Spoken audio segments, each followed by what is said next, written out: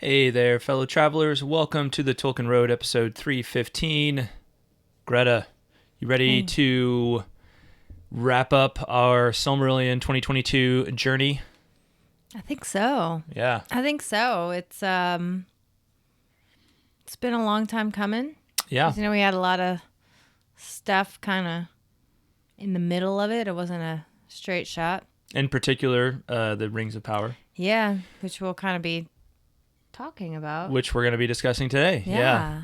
As we were reading this chapter, I was thinking to myself that this show is really, I don't think they had the rights to any of this in terms of, the TV rights to it, but it's almost, it feels like a lot of it is very taken from this chapter. It does. Yeah, I was thinking the same thing. And honestly, if they were going to make that show, then I wish they'd had the rights to this so they could use all of the stuff in here. But anyway, I don't want to make this a Rings of Power No. TV show episode. No, me either. All right. In this episode, we will be discussing of the Rings of Power and the Third Age, the synoptical saga of Middle-earth's history through the Second and Third Ages, and the last chapter of the Silmarillion. Before we get started, we'd like to have a double up air five to our patrons. 3, 2, 1. Nice. That's a good one. Oh, what was that? That's a good one. Oh, I thought you said, I was like, okay. Special thanks to this episode's executive producers, John R., Kaitlyn of Tea with Tolkien, Jacob Lockham, John H., Scotchy Bobo, and Eru27. Thank you all so much. Thank you to all of our patrons. If you would like to become a patron by visiting Patreon, you can become a patron by visiting patreon.com/TolkienRoad. Your financial support helps the Tolkien Road to keep on evering on and land you some cool perks along the way. Learn more at patreon.com/TolkienRoad. YouTube, hit that like button. Don't forget to subscribe and let us know what's on your mind in the comments below. Okay, so our quote of the week comes from Christopher Tolkien's foreword to the Silmarillion, in which he says, Akallabêth and of the Rings of Power in the Third Age are included according to my father's explicit intention, and by their inclusion the entire history is set forth from the music of the Ainur in which the world began, to the passing of the Ringbearers from the Havens of Mithlond at the end of the Third Age. So, this is the one section that will actually feel pretty familiar to you if you've only read The Hobbit and The Lord of the Rings. Lots of Gandalf actually involved in this one, toward in the second half of it. And reading that, it really made me realize, like, one thing, it probably would have been good to say at the very beginning of all of this, but, I guess it's just an overall insight of having gone through the Silmarillion again this year. The Silmarillion, the book, The Silmarillion, is really like, you could almost think of it, it's like your one-stop shop for all things Middle-earth, right? Because it contains, we think of Lord of the Rings and The Hobbit being the primary works of Middle-earth, but really, like, the Silmarillion as it is the, from the very beginning to the very end, the whole history of Middle-earth in one book, right? And it doesn't mean it's like all the details of those histories necessarily, but it's kind of like you could almost use it as a jumping off point, right? Or, you can kind of read these different, short versions of these stories and then jump off into longer versions of them in many cases. Yeah. So in this case, jumping off into Lord of the Rings, in the case of a lot of the stories in Quintus Silmarillion, you have longer versions that have since been published. Yeah. So anyway. It's kind of like an eagle eye view. Yeah, in a lot of ways. Yeah. So, if you're a Tolkien fan, hopefully by now you realize that the Silmarillion belongs on your bookshelf. So, all right, let's dive into Of the Rings of Power in the Third Age.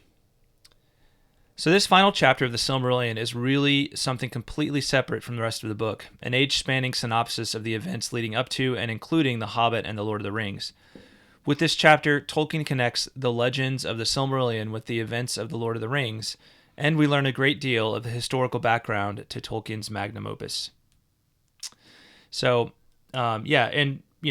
synopsis, what does that mean? Well, it just means like a summary. So you're summarizing. If Akallabêth was a summary of 3,000 years with the fall of Numenor, this actually takes, and it talks about the fall of Numenor, but the focus is more on what's happening back in Middle-earth during that same period, and then after the fall of Numenor, everything that's happening for the next 3,000 years up to and through Lord of the Rings.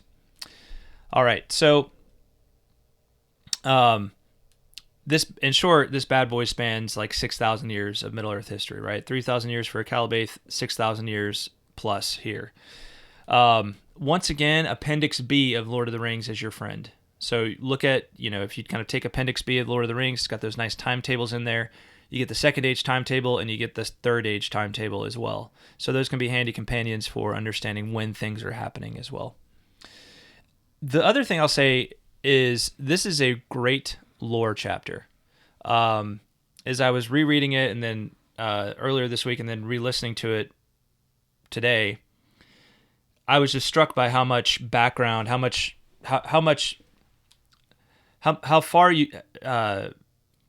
the lore that isn't explained necessarily in as much detail in like Lord of the Rings is actually explained in a good bit more detail here. So, for example, like, you learn a good bit more about the Rings of Power and how they came to be and how the Nazgul came to be. You learn more about Sauron. You learn about the Palantiri. You learn how Minas Ithil became Minas Morgul. You get more background on the Astari, of Gandalf and Saruman and Radagast. We get a lot more info on Dol Guldur and the White Council. I mean, and I could go on, right? There's a lot of things in here like this. So it's a really interesting chapter, really enjoyable chapter from a lore perspective. Just knowing more about like some of these open-ended questions that you don't necessarily get answered in Lord of the Rings. All right. So, let's hit the high points of this chapter and some of the key passages here. Greta, would you read this passage about Sauron's kind of story that leads up to this? Sure. But it was not within the power of Eönwë to pardon those of his own order, and he commanded Sauron to return to Aman and there receive the judgment of Manwë. Then Sauron was ashamed, and he was unwilling to return in humiliation and to receive from the Valar a sentence, it might be, of long servitude and proof of his good faith. For under Morgoth his power had been great. Therefore, when Eönwë departed, he hid himself in Middle-earth, and he fell back into evil, for the bonds that Morgoth had laid upon him were very strong. Yeah, I mean, this one passage in and of itself feels like it could be a whole long story, Yeah. What happened with Sauron? And, Sauron was a really, really bad dude in the First Age. He did a lot of truly horrendous, awful things in the service of Morgoth. And, but it's interesting that, like, I feel like there was part of this passage we didn't read that says that there was a lot of people that really thought that Sauron was truly, truly sorry, right? That he was truly sorry for the things that he had done, that he was truly willing to repent. But it's apparently just this unwillingness to humble himself, that was in question here. Which gets into really interesting dynamics of like, first, on one hand, what does it mean to be truly sorry? Or, especially if you've done really awful things like he did,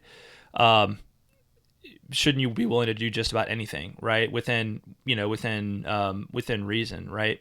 Shouldn't you be like, I deserve humiliation, right? For what I did.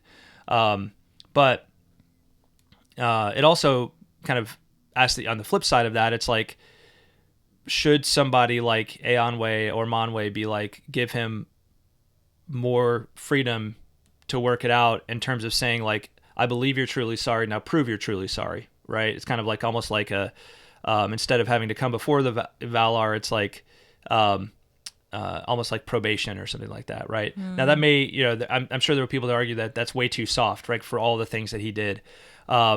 But at the very least, this is the kind of thing that I feel like Tolkien, this is a story I could have seen Tolkien writing a longer, like, unfinished tale on, right? A story that just kind of stands alone and belongs in Unfinished Tales.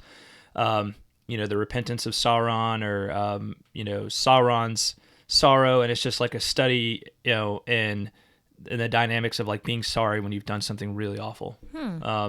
So anyway, it's a question mark. It does seem to be a question mark here. Was Sauron at a point where he truly was wanting to turn things around and be good? And if that is the case, then exactly what happened. So yeah, it's a good point. All right, so we learn a little bit later that Sauron, of Sauron's involvement in the creation of the Rings of Power.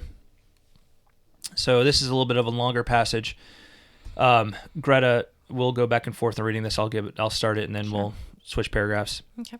It was in Eregion that the counsels of Sauron were most gladly received, for in that land the Noldor desired ever to increase the skill and subtlety of their works. Moreover, they were not at peace in their hearts, since they had refused to return into the West, and they desired both to stay in Middle-earth, which indeed they loved, and yet to enjoy the bliss of those that had departed. Therefore they hearkened to Sauron, and they learned of him many things, for his knowledge was great. In those days the smiths of Austin Ethel surpassed all that they had contrived before, and they took thought, and they made rings of power. But Sauron guided their labors, and he was aware of all that they did, for his desire was to set a bond upon the elves and to bring them under his vigilance. Now the elves made many rings, but secretly Sauron made one ring to rule all the others, and their power was bound up with it, to be subject wholly to it and to last only so long as it too should last. And much of the strength and will of Sauron passed into that one ring, for the power of the elven rings was very great, and that which should govern them must be a thing of surpassing potency. And Sauron forged it in the mountain of fire in the land of shadow. And while he wore the one ring, he could perceive all the things that were done by means of the lesser rings, and he could see and govern the very thoughts of those that wore them. But the elves were not so lightly to be caught. As soon as Sauron set the one ring upon his finger, they were aware of him. And they knew him, and perceived that he would be master of them, and of all that they wrought. Then in anger and fear they took off their rings. But he, finding that he was betrayed and that the elves were not deceived, was filled with wrath. And he came against them with open war, demanding that all the rings should be delivered to him, since the elven smiths could not have attained to their making without his lore and counsel. But the elves fled from him, and 3 of their rings they saved, and bore them away and hid them. Now these were the 3 that had last been made, and they possessed the greatest powers. Narya, Nenya, and Vilya, they were named, the rings of fire, and of water, and of air, set with ruby, and adamant, and sapphire. And of all the elven rings, Sauron most desired to possess them, for those who had them in their keeping could ward off the decays of time and postpone the weariness of the world. But Sauron could not discover them, for they were given into the hands of the wise, who concealed them and never again used them openly while Sauron kept the ruling ring. Therefore the 3 remained unsullied, for they were forged by Celebrimbor alone, and the hand of Sauron had never touched them. Yet they also were subject to the One. Now I have to point out, again, reference, and I will make some references to Rings of Power where it's appropriate. The 3 rings, it says clearly they were made last, and in the show, they're clearly made first. You might say, well, maybe Sauron already made the ring. No, he couldn't, because the one ring is forged in the fires of Mount Doom, and Mount Doom had literally just been created in the story of the show. So, lore fail there for Rings of Power. All right. Yeah, but I just love passages like these because it really has you pondering. Like, what does it mean that, like kind of how would that work that Sauron with this one ring is able to view the minds of all of these other individuals, and you overlap you overlap that too with the idea of the Palantiri and the seeing stones that the Númenóreans had been given, and it's interesting to think about, like, first, like, you have Sauron pouring himself, his own power into the one ring, and you harken back to Morgoth and think about him pouring himself into all of his kind of vile manipulations, like, that aren't quite subcreations. They're like they're like evil subcreations, right? And how that, like, makes him sort of his power diffuse, right? He's like put his power into these other things, and that makes him on an individual basis less powerful apart from them, right? It's like the Horcruxes. Yeah. And there's just a lot to be pondered here about the metaphysics, if you will, of the rings, right? What makes them work what is Tolkien getting at with using this idea of having a one ring and all these other rings and this one ring that governs them all? The idea that the three elven rings somehow help preserve the beauty of what elves are capable of doing, right? Like of what elves do for the world, and how when the one ring, we learn later, when the one ring is destroyed, it kind of like destroys the power of the other rings as well. Right. Yeah. I mean, there's just a lot of there's a lot of deep thought that should be going on with this and trying to, kind of recover what Tolkien had in mind here. And, I don't know of any really, there are probably some really good explorations of these ideas, but I've never really read any that I'm like, that's a really interesting exploration of like the metaphysics of the rings, right? Of the rings of power, like how they work. Because I don't believe for a second that Tolkien hadn't thought deeply about this himself. I mean, how could he not have? I mean, it's basically like it's called The Lord of the Rings, right? I mean, it's the core of his, most famous work. What I think is what really kind of jumped out to me in this passage was that it was the elves who were aware of Sauron. Like as soon as he put that ring upon his finger, they were aware of him. It doesn't mention that anybody else was, right? Just the elves. Right.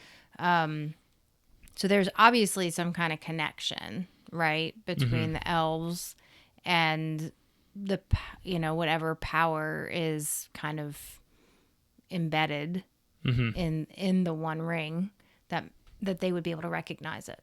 Yeah. Yeah. Well, and we see that as well, kind of a compare contrast with the Rings of Power show. It says those who had the elven rings in their keeping could ward off the decays of time and postpone the weariness of the world. Yeah. And if I remember from the Rings of Power, the way they had put it was, it's almost like life or death for the elves, right? And I just don't I think there's something similar, but it's almost like it's not quite the same thing to me. So I don't want to really dwell on that right now, but warding off the decays of time and postponing the weariness of the world. This is not necessarily like we're all gonna die. Like if we don't do something, if we don't harness this mithril, right? And to help us out here. It never mentions mithril in here either. Yeah, I think you're right. So, well, no, we're done. This is not going to turn into a rag on the Rings of Power show. Well, again, I just want to compare and contrast where it's appropriate because we did just watch the whole first season and we're reading this chapter right now, and so much of it is related to what's in that show. So I did find it very interesting though that it does say that the rings are tied to, like you said, to the kind of the wellspring of life in the elves, right? That they do in a way keep them from fading. Yeah. But I don't know. Yeah, I mean it gets back to that whole, you go back to the Waldman letter and it's machine/magic, right? That Sauron somehow devised a mechanism. And maybe it's not important that we understand the mechanism necessarily of how he did this. But I do feel like there's something here that I am not capable of really addressing, right? But that there's like maybe an ancient view of the world and of like, kind of the alchemist view of the world, right? A pre-modern view of the way of like harnessing natural forces to one's own, to one's own ends, right? To, even to evil ends, right? People did that even before the modern age, right? We're maybe more efficient at it in certain ways and better at it. And we've built crazy technology kind of off the idea of machines, and magic. But Tolkien closely relates those two ideas. And he's talking about the rings when he talks about Sauron's, obsession with magic and the machine.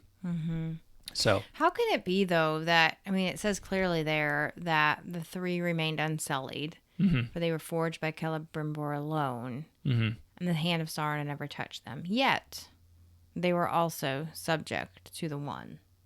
Like how that in and of itself just seems to contradict itself, right? Like if they were unsullied and the hand of Sauron had never touched them, how are they still connected and subject to the one?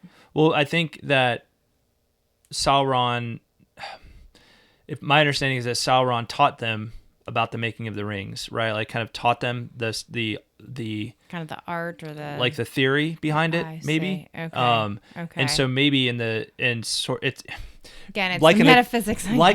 I'll try to liken it to something new, right? All right. So something like that maybe it's easier for us to relate to these days, especially for me because I do this for a living. But I think about like I build a lot of websites, right? And I use all of the technology that goes along with building websites, which is basically code, right? Now, I am not a mastermind, one of these like trailblazers when it comes to building like websites, right? Like I wasn't there for the birth of HTML and JavaScript and CSS for all the geniuses that thought these things up in the first place, right? But I've learned a lot about it along the way, right? And I have a pretty good grasp of how to build a website, right? I've built many of them. So you can kind of think about like the masterminds in that case who like thought up these things originally. They could probably I could probably think like build a website and be like, oh, this thing's super secure. I've got all the right securities in place. And then these guys can come along and be like, 15 different ways to actually get around the security I think's in place. And not many people can do that, but because they understand like they truly understand like the vulnerabilities that exist, right? Because they invented the technology, right? Yeah, that's a good analogy. Yeah, maybe that's a way to think about it. Yeah, that it's like the genius that invents and Sauron. I mean, he's kind of the genius that invented this technology of the rings of power, right? Yeah. And he worked with some other geniuses for sure, and taught them a lot of things, but he wasn't involved in the actual. So you can be like, he taught them lots of things, but then they went and made these things, and he's like, excellent. They're doing exactly what I wanted them to. They're using my theory to do it, and now I can exploit it, right? Now I know I have all the back doors into these things, right? I know all the back doors into these things because I created the technology in the first place. So anyway, it's a really fascinating sort of another fascinating thing to do a deep dive. And again, yeah, for sure. Who knows how long we'll keep doing the show? Maybe one of these days we'll get to that point where we do a deep dive on it, or maybe I'll put it into a future book I write or something like that. Explore that. That's a good idea. Yeah. Okay. Yeah. So let's talk about men. And so we've talked a little bit about the elves, and there's a little bit about dwarves in here as well. Actually, a decent amount about dwarves and their involvement in the Rings of Power. And it's funny, the dwarves are kind of like Sauron. It's not like they try to hide from Sauron, but it's like Sauron can't read their minds, so he has to kind of go about like controlling them in a different way. But here's what it says about men. Men, I mean, we're kind of weak compared to the dwarves and the elves when it comes to these the power of these rings. So, Greta, you want to read this passage? Men proved easier to ensnare. Those who used the 9 rings became mighty in their day, kings, sorcerers, and warriors of old. They obtained glory and great wealth, yet it turned to their undoing. They had, as it seemed, unending life, yet life became unendurable to them. They could walk if they would, unseen by all eyes in this world beneath the sun, and they could see things in worlds invisible to mortal men. But too often they beheld only the phantoms and delusions of Sauron. And one by one, sooner or later, according to their native strength and to the good or evil of their wills in the beginning, they fell under the thraldom of the ring that they bore, and under the domination of the one which was Sauron's. And they became forever invisible, save to him that wore the ruling ring, and they entered into the realm of shadows. The Nazgul were they, the ring-wraiths, the enemy's most terrible servants. Darkness went with them, and they cried with the voices of death. Yeah, so we see Sauron's manipulation of the 9 men in this case. It has to do with the same things in the ways he manipulated the Númenóreans, right? Exactly. And deceived them. This promise of immortality, right? When we see that's really a bad thing for men, right? That's not a good thing for men. Our mortality, our not being bound to this world for the duration of this world, is actually a gift. And when we seek to circumvent that gift, it actually becomes, sort of a living death, right? So not a pleasant thing to think about. And again, this just gives me a little more fodder for what we were talking about before. It's interesting to think about like the idea, like all these spiritual ideas sort of being bound up within these rings as well. Let's stop there for a minute, because we talk about spiritual things and we automatically want to go to thinking that those are just ideas, that's all they are. They're just mental conceptions that we have, and that the only things that really matter are material. But that's not the underlying metaphysic that underlies what Tolkien's thinking about anything, right? Tolkien believed in a very real spiritual world, and this can be a little bit jarring when you realize this, if you're coming at it like we all are as moderns, right? Because we do think more in material terms. Even those of us who profess to believe in a very real spiritual world, like we still tend to think of like ideas like prestige and these sorts of things as being just ideas. But you think about Sauron and what it says about him pouring himself into this one ruling ring, right? And you think about Sauron is a spirit, right? He's an embodied spirit, but his bodies don't have his body is not actually a part of him in a in like a final way, right? Like our bodies are, right? He is a pure spirit, just like the other Maiar, just like the Valar. He puts on different guises to make himself appear as he wants to appear, right? Just like we might put on clothes, to appear as we want to appear, right? But he's pure spirit, and so when if he's putting in these ideas, of like prestige, immortality, unending life, just kind of the things like, think about like political sorts of ways that people in political power use their skills to control people, right? They'll just all. I can't go into this, and I feel like I'm kind of bumbling over myself as I try to explain this. But you think about all the ways in which politicians, they kind of, sometimes you're just, how does this person stay there, right? How does this person stay in power, right? Like they've been at it so long. What is it about them? And the more time you think about it, you're just like, they really understand like how to just like wield power and manipulate people, and kind of, they see this person over here and they're like, I can pit them against this person. And there's a lot of things that go on like that.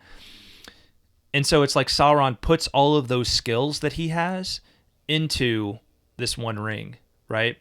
And that one ring has that back door into all of these other rings of power, right? And maybe think of it as like rings of powers, right? Of all of these powers of control, right? Of domination, right? And he is, through his one ring, controlling all of these others. So the mechanism is there, and it's the rings, right? The ring and the rings, right? And the will and the spiritual aspect of it is bound up in there as well. So anyway, I don't know if any of that is making a bit of sense. It's starting to make more sense to me as I talk about it out loud. So maybe one of these days I'll be able to explain it really well. So stay tuned, and patreon.com/TolkienRoad so you can give me more time to think about it. All right. So, Greta, any more thoughts on this passage? No, I'm just kind of stuck kind of on this the whole thing about the ring making people invisible and being able to walk, to walk unseen, but then see things in worlds that are invisible to just regular men. So it's like they're entering into this spiritual universe almost, right? Like, yeah. And I don't know, I was just kind of thinking about that in relation to our discussion about Sauron being a spirit. So it's almost like by putting the ring on and becoming invisible, like they're in their likeness, they're becoming more like him in the fact that spirits are invisible, right? So it's like they're losing that kind of connection to their, to their body, to what makes them men. And they're becoming more in likeness to him, which obviously would make him more able to kind of mold them to his will. Well, see, I think we're kind of on the same wavelength. We may just not realize it. Like, there's something very deep and insightful going on with all of this. Yeah, for sure. And that's why I'm kind of like, man, maybe at some point we just need to I don't know. I feel like I know some people that are like really, really like deep, like philosophers and theologians, and I feel like I need to get them on here, and we need to just figure this all out, how this all works. But you think about like the ring wraiths, right? They're wraiths. Like at some point they lose their bodies completely, but they still exist in the world, right? They still exist in the world, and it's like Sauron is like through the rings, he's able to pour himself directly into these people, right? Until they still exist, but their agency is gone, right? What makes them who they are? They're utterly direct slaves of his will, right? And you see how that kind of relates to what I was saying before too, no, right? It does. Yeah. When I'm just so averse on a personal level. I'm so averse to like giving like other people control over me in various ways, right? I can sense when something is happening where somebody is trying to get control over me, and I see it happen. And I'm not trying to say, sometimes I think I need to be a little more willing to let people, deal with me. So, but I see it happen to so many people where, whatever you want to call it, they sell out. They just give themselves over. They give themselves over to being manipulated by somebody who's more powerful than them. And there's a trade-off, and they perceive that there's a good trade-off for them, right? But in the end, they end up getting thrown under the bus, right? They end up getting thrown under the bus. A great TV show that explores this whole concept is the House of Cards, right? That show was so good at like showing how all of this, manipulation worked, and how people lose themselves, and when they're being kind of influenced and promised things by these more powerful people, right? Who are just using them to get more power, right? Yeah. So at the end of the day, it's rings of power, right? Ultimately, the idea, the capital P power, right? Just overall domination, which was the Morgoth thing in the very beginning. But then it's like, but they're also rings of powers. Like they give different powers, and those are the things that are promised. But in the end, it's about the overall capital P power, the domination, right? Yeah. And that's what Sauron is trying to achieve in all of these things. I'm going to promise you powers, right? To preserve things, to do the things that you'd like to do.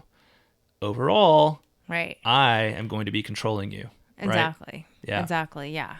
It's a total mind game, right? It's like, I will give you these powers, but they are going to be subject to my power, right? Which goes back to what we were talking about, why he refused to go before the Valar in the first place, right? Is because that's what he wanted. He wanted that domination, and making himself subject to the Valar and to their sentencing would take that away from him. Yeah. Yeah. Think about these bad boys. Oh. Right? I mean, like, it's a perfect example, right?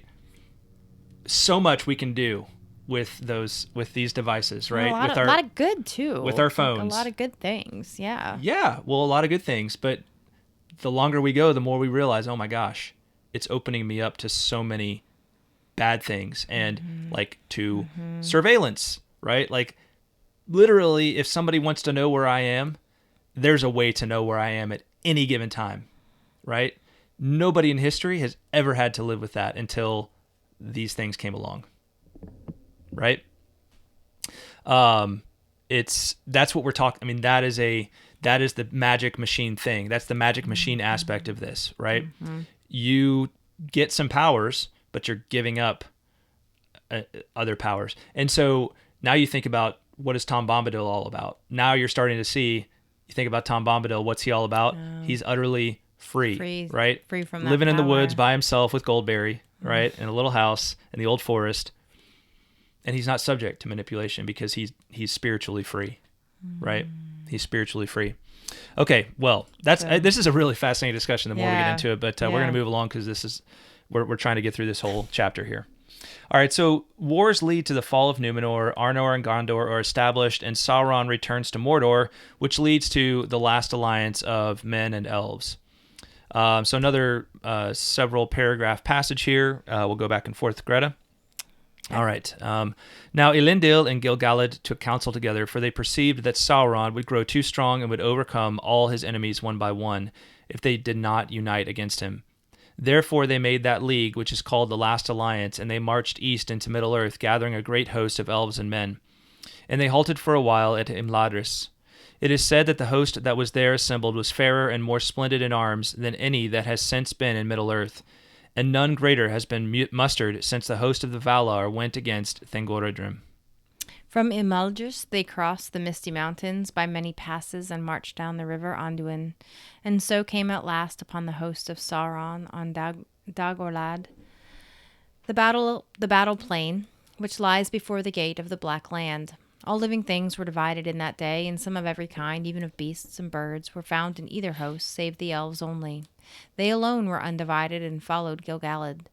Of the dwarves few fought upon either side, but the kindred of Durin of Moria fought against Sauron. The host of Gil-galad and Elendil had the victory, for the might of the elves was still great in those days, and the Númenóreans were strong and tall and terrible in their wrath.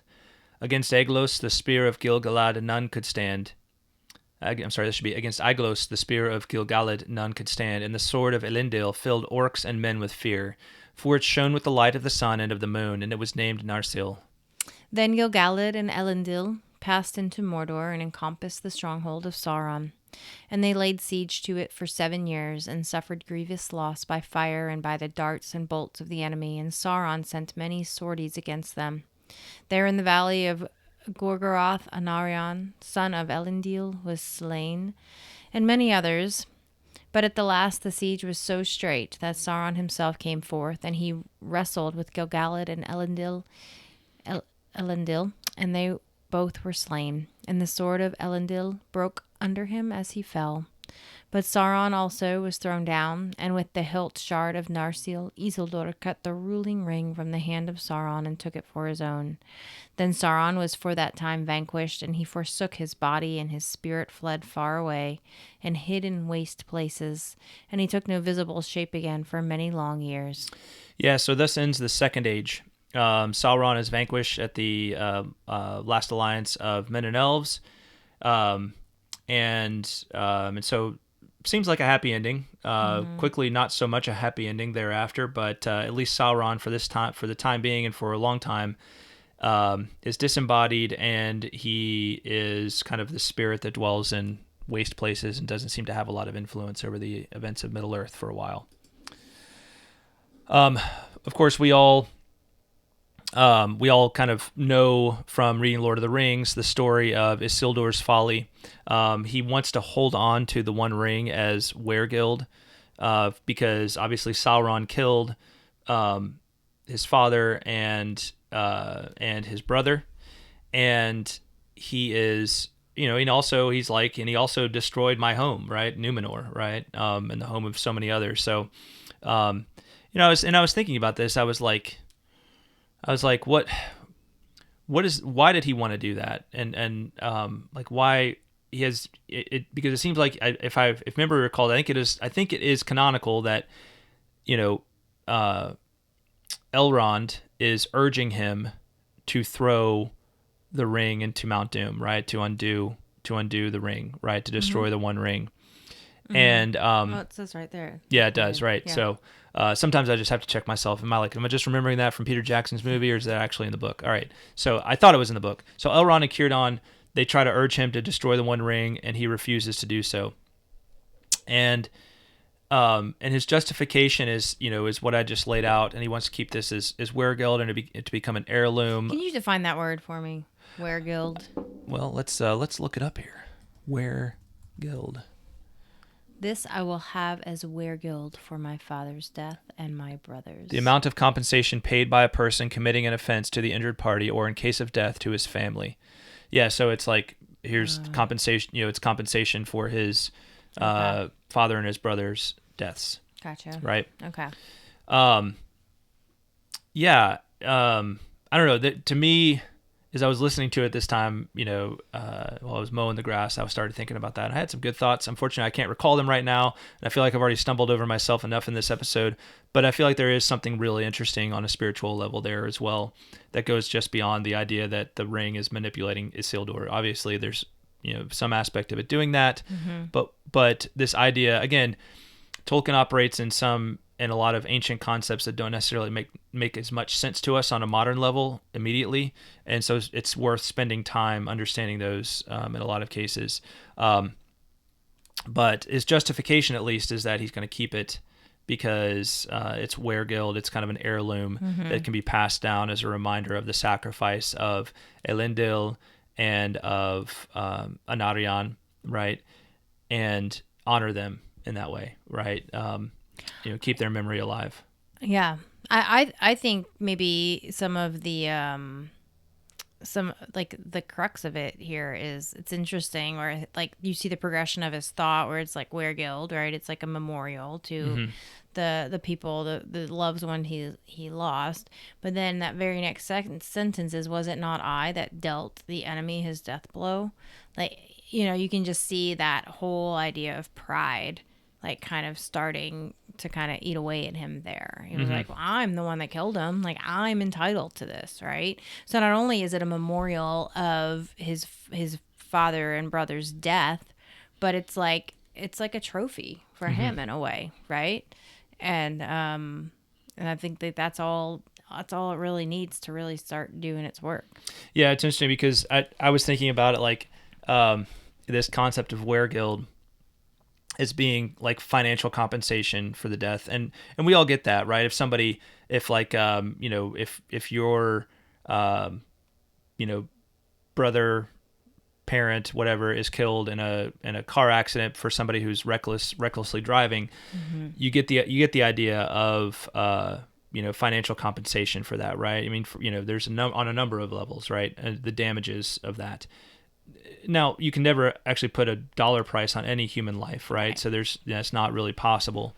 But at the very least, it's supposed to kind of be some compensation, maybe to help with some of the expenses associated with burying that person, hospital bills, whatever. And then just the emotional damages, the loss of income, maybe if a person was helping with, like, there's just so many levels on which you can argue for this being a good thing. But those are all very like practical levels to help you kind of get back on your feet and move on.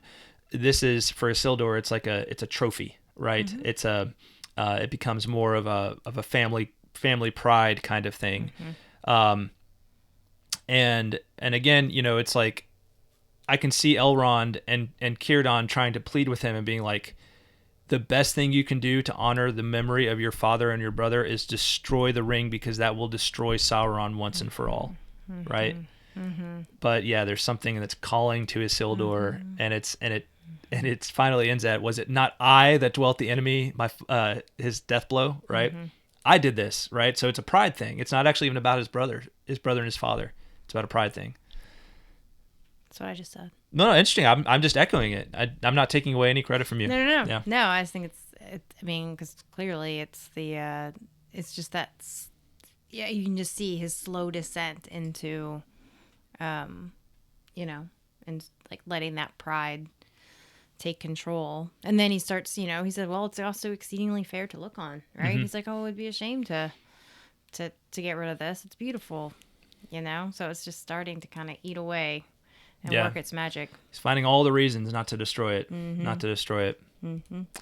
All right. So the fates of Arnor and Gondor, right? So Arnor and Gondor, they're established here kind of concurrently with the last alliance of men and elves, and Arnor being the northern kingdom. Arnor is where in the Third Age, it's kind of like it's the ancient kingdom in the ancient realm where the Shire is actually located, right? And it grows up, the Shire kind of springs out of the remnants of this northern kingdom of Arnor, right? And it's actually the kingdom where the main seat of Aragorn ends up being, right, in later times, right, in Arnor. But we have Arnor in the northern kingdom and Gondor in the southern kingdom. Now, they're not divided kingdoms. They are one kingdom, but they're just two different. It's a large area, so it's just two different realms, right? But not politically divided. So let's read a little bit about their fates as the Third Age progresses. Valandil took up his abode in Anumanas, but his folk, and so Valandil is the only surviving son of Isildur. Valandil took up his abode in Anumanas, but his folk were diminished, and of the Númenóreans and of the men of Eriador there remained now too few to people the land or to maintain all the places that Elendil had built. And Dagorlad and in Mordor and upon the Gladden fields many had fallen. And it came to pass after the days of Eärendil, the seventh king that followed Valindil, that the men of Westerness, the Dunedain of the north, became divided into petty realms and lordships, and their foes devoured them one by one. Ever they dwindled with the years until their glory passed, leaving only green mounds in the grass. At length naught was left of them, but a strange people wandering secretly in the wild, and other men knew not their homes nor the purpose of their journeys, and save in Imladris and the house of Elrond, their ancestry was forgotten. Yet the shards of the sword were cherished during many lives of men by the heirs of Isildur, and their line from father to son remained unbroken. In the south, the realm of Gondor endured, and for a time its splendor grew until it recalled the wealth and majesty of Númenor ere it fell. High towers the people of Gondor built, and strong places, and havens of many ships, and the winged crown of the kings of men was held in awe by people of many lands and tongues. For many a year the white tree grew before the king's house in Minas Anor, the seed of that tree which Isildur brought out of the deeps of the sea from Númenor. And the seed before that came from Avalane, before that from Valinor in the day before days when the world was young. So Arnor, over the course of the Third Age, really dissolves from being anything, and it's really, by the time we get to Lord of the Rings, it no longer really exists as anything. Gondor, of course, does still exist, but at some point it loses even its kind of the royal house, right? Because of and that's why we have the stewards of Gondor as the ones who are ruling in the place of the actual king. So it is interesting because we put so much emphasis on Gondor, but it's interesting to know that Arnor was really like of the same level or even of a greater level, right? Arnor was the seat of Elendil when he was still alive, right? And it's in the northern kingdom. Gondor is more of like the frontier kingdom there to, hold off Mordor, hold off Sauron there. How much of that do you think has to do with the fact that Gondor had the white tree and Arnor did not? Really interesting thought. I don't know. It just occurred to me because I was just thinking. That's a great point. What why the success of one and not the other, and that's really kind of a big thing they had, and that. Well, and I was thinking too. It's really interesting that. So I think that's a interesting note, and to go along with it, Gondor is the one that's closest to all of these enemies, right? Gondor is right there next to Mordor, right?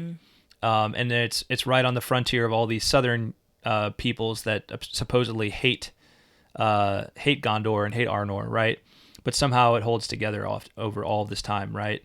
It's seen better days by the time we get to Lord of the Rings, but it's still holding together. Whereas Arnor just dissolves into a bunch of petty fiefdoms. Exactly. Yeah, it says petty. They became divided into petty realms and lordships, and it just made me think about what we've talked about before about how that tree was kind of a memorial of their ancestry, like where they came from. It harkened back to Valinor, right? Yeah. And their relationship with the elves, and there was a kinship there. There was a camaraderie.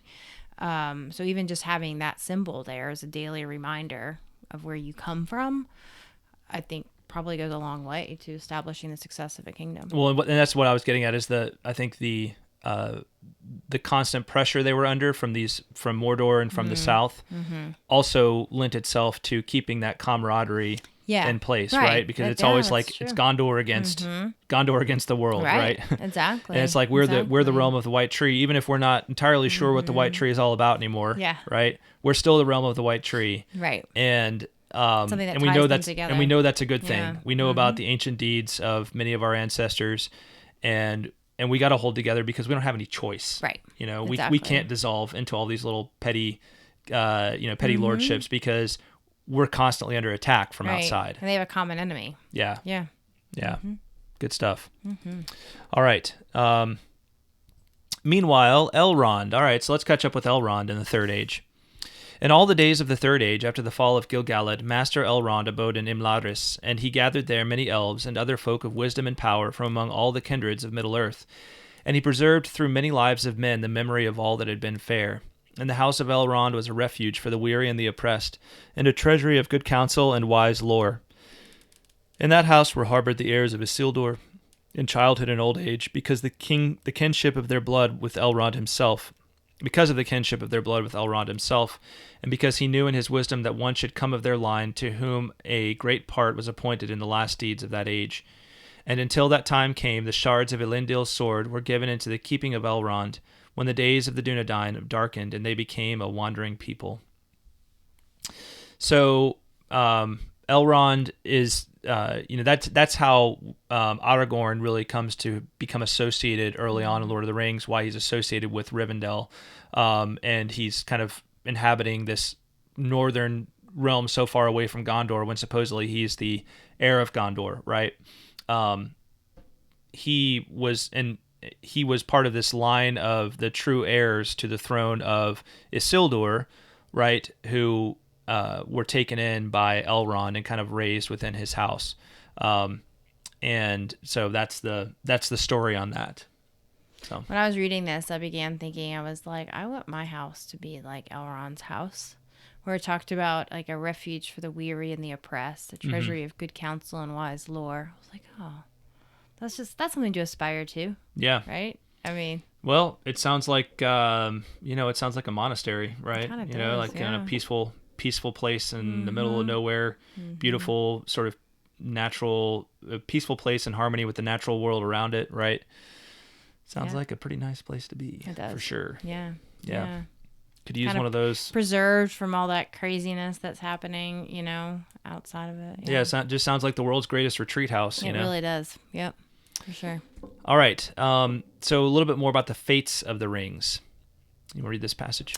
And so indeed it has since befallen. The 1 and the 7 and the 9 are destroyed, and the 3 have passed away, and with them the Third Age is ended, and the tales of the Eldar in Middle-earth draw to their close. Those were the fading years, and in them the last flowering of the elves east of the sea came to its winter. In that time the Noldor walked still in the hither lands, mightiest and fairest of the children of the world, and their tongues were still heard by mortal ears. Many things of beauty and wonder remained on earth in that time, and many things also of evil and dread. Orcs there were, and trolls, and dragons, and fell beasts, and strange creatures old and wise in the woods whose names are forgotten. Dwarves still labored in the hills, and wrought with patient craft works of metal and stone that none now can rival. But the dominion of men was preparing, and all things were changing, until at last the Dark Lord arose in Mirkwood again. So we kind of fast forward to the end of the age here. There's still some topics to cover, but we find out the fates of the rings when the One Ring is eventually destroyed at the end of the Third Age. The 7 and the 9 are also destroyed as well, and the 3 pass away over the seas. And what really all of this history of Middle Earth is leading up to after the Third Age is the dominion of men, right? You can almost think of this as like, the stories of Middle Earth is like the prehistory of civilization before really men come into their own, right? The elves are passing away. The elves are passing away, dwindling from this world, and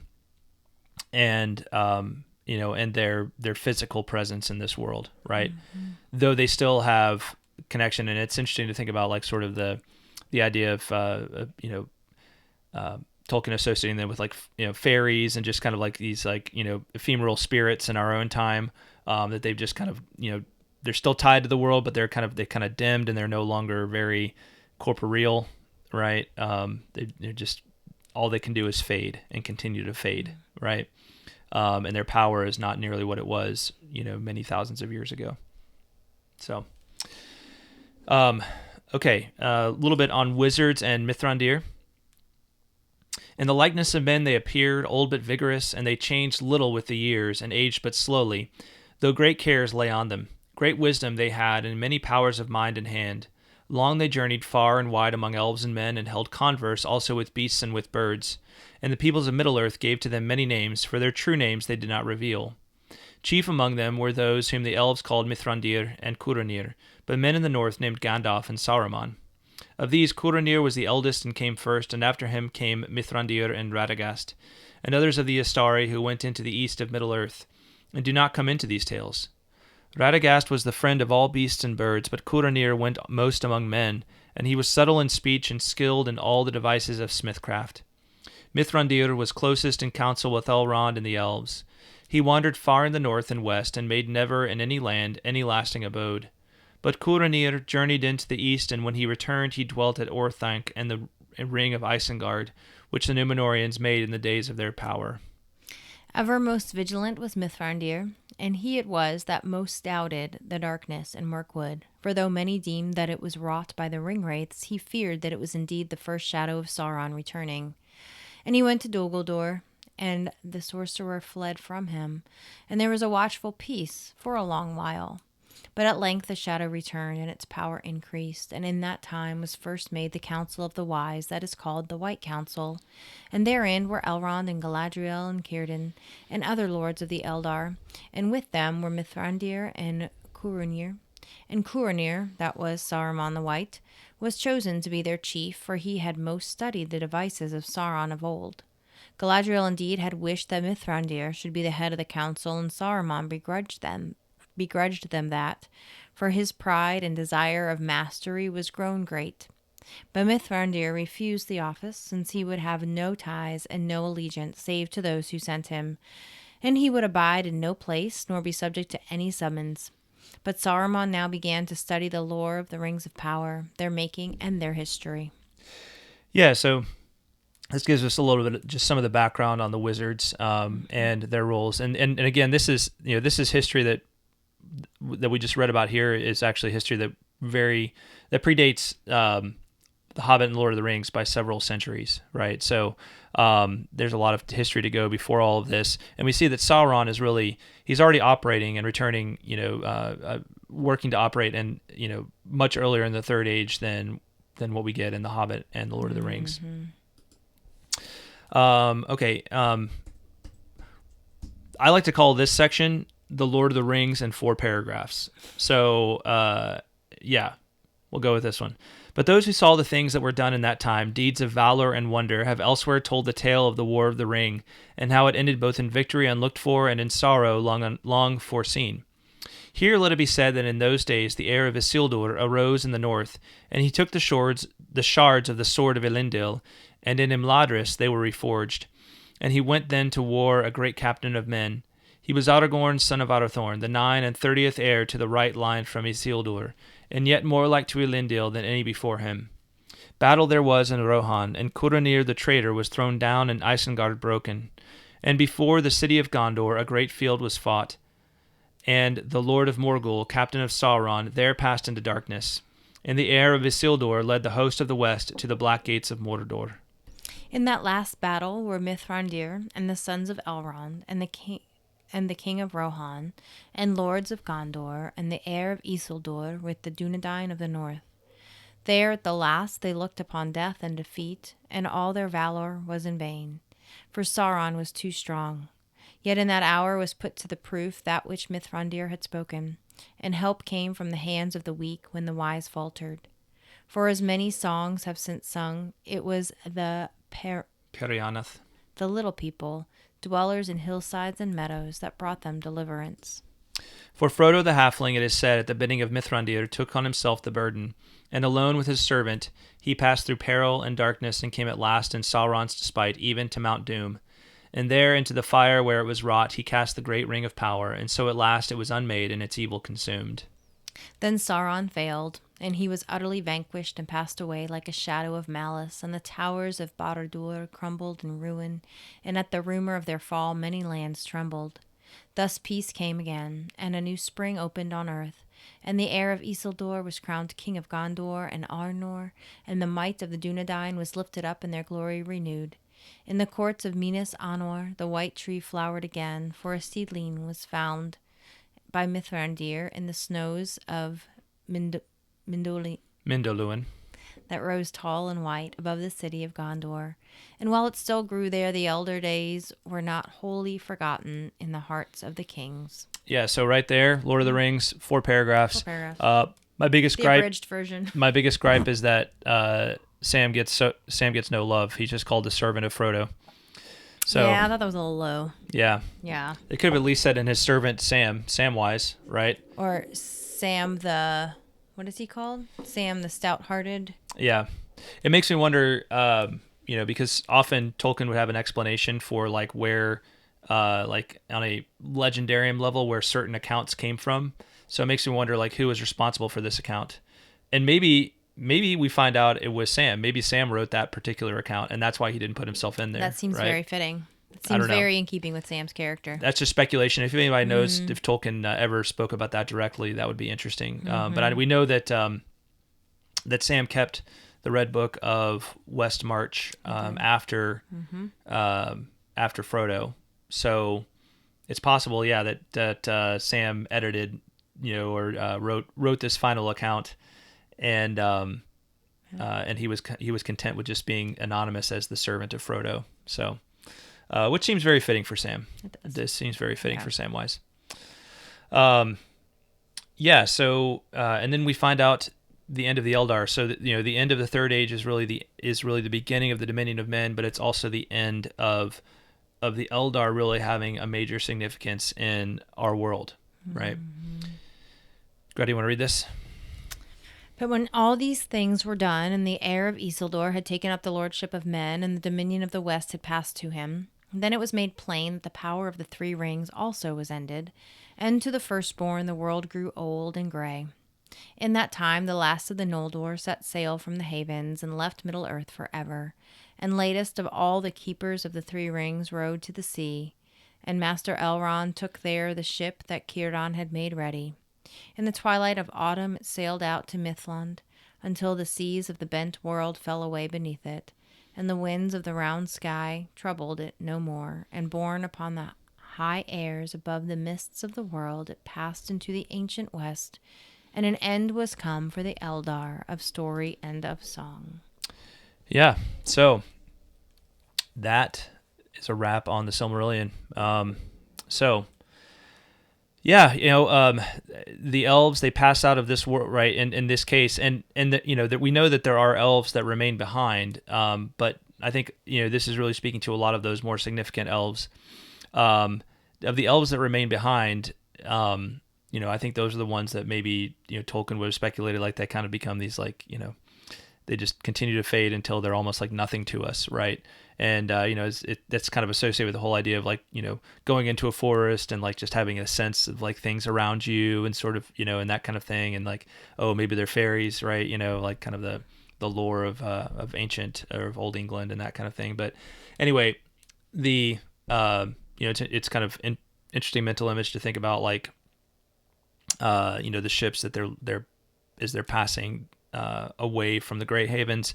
They're kind of going up. At a certain point, they kind of take off from the seas and go up into the air, right? And that's how they arrive at Valinor in this time, because Valinor is no longer a part of our world, right? It's kind of after the end of the Second Age, it's broken away and the road is bent, as they say, right? There is no straight road to the Blessed Realm. So what was it that caused the power of the 3 rings to end? I think it was because of the power of the One Ring. So maybe, and again, this gets in. And I was going to say, it kind of harkens back to our whole discussion of the metaphysical properties and power of the One Ring. And maybe the way we should think about the ring is the One Ring is that it's kind of like the overall, it's like the embodiment of all of the mechanism itself. So maybe the ring, you kind of think about the phone, this is one of the rings of power, right? but the One Ring is like the internet, right? Anyway, once upon a time, the internet did not exist, and it came to be, right?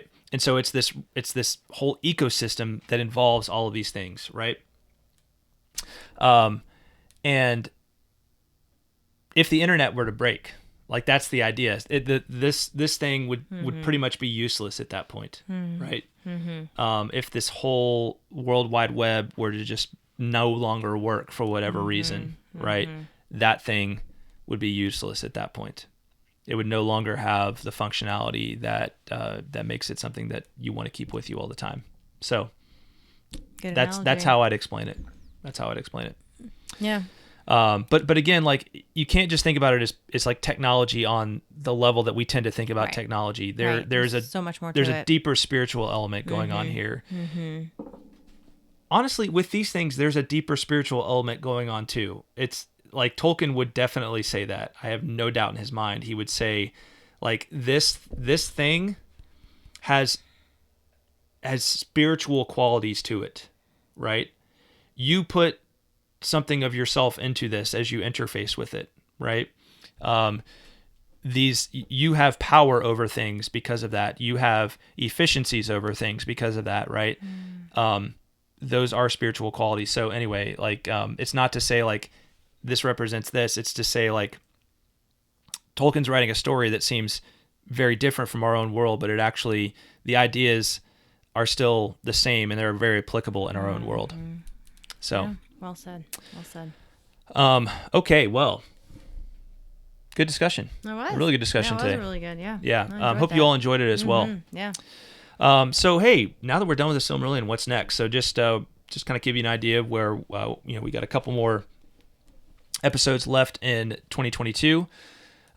We need to do some mailbag. We haven't done a mailbag episode in a while, and we probably need to do at least two. One maybe on the Rings of Power reactions, and one on the Silmarillion. Thank you for everybody that writes in. There's been so many people who have written in. We just been very busy, and it's not always possible to respond to everybody. The quickest way to get a response is usually via YouTube, but even then, I'm like pretty behind on a lot of those. So we're going to do a mailbag, probably focused specifically, especially on some of the longer notes we've gotten from folks, and expect those in the coming weeks. I plan to get to Athrabeth Finrod Andreth this year and do a discussion of that one, because that is actually the one work of Tolkien's that maybe should have been included in the Silmarillion, and he may have wanted included in the Silmarillion, but did not get included here. So I kind of feel like it's fitting to go ahead and do that one in the same year we did the Silmarillion.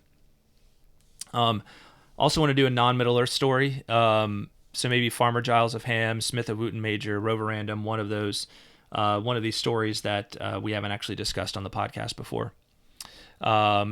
Hopefully an interview or two. I got some folks that I've been meaning to interview for a while, and some things fell through earlier in the year, and so want to get back to those, and maybe we'll get some of those out as well this year. And then we'll also do an announcement, about our plans for 2023, and, just share with you kind of the exciting things that we've got planned coming up there. So sounds good. Very excited about that. I have a pretty clear idea of what we're going to be doing in 2023.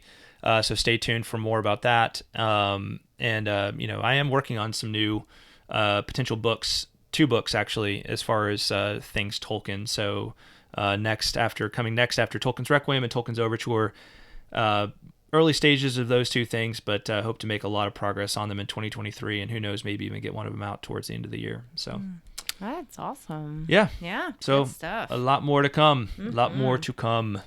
All right, Greta, shall we do a haiku? Let's do it. All right.